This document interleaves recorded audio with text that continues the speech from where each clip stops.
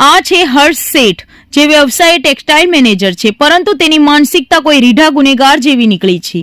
આરોપી હર્ષ કેવલ સર્કલ પાસેથી 2 શ્રમજીવી પરિવારના 11 અને 13 વર્ષના બાળકોને પોતાની જાળમાં ફસાવ્યા હતા.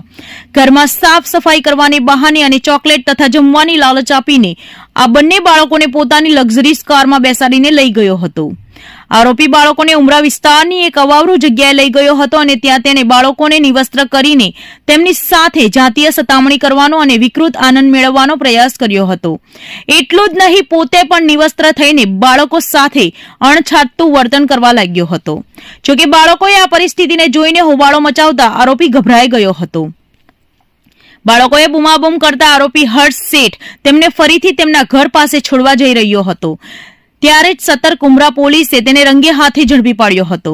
પોલીસે ગુનામાં વપરાયેલી લક્ઝરીઝ કાર પણ કબજે કરી છે અને આરોપી સામે અપહરણ તથા પોક્સો એક્ટ હેઠળ કડક કાર્યવાહી હાથ ધરી છે. આ ઘટનાએ પોસ્ટ વિસ્તારમાં રહેતા લોકોની માનસિકતા પર સવાલો ઉભા કર્યા છે.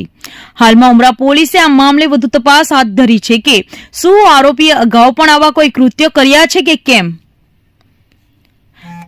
સુરત પોલીસની સતર્કતાને કારણે આ બંને બાળકો સુરક્ષિત રીતે પરિવાર પાસે પહોંચ્યા છે, પરંતુ આ કિસ્સો વાલીઓ માટે લાલ બત્તી સમાન છે.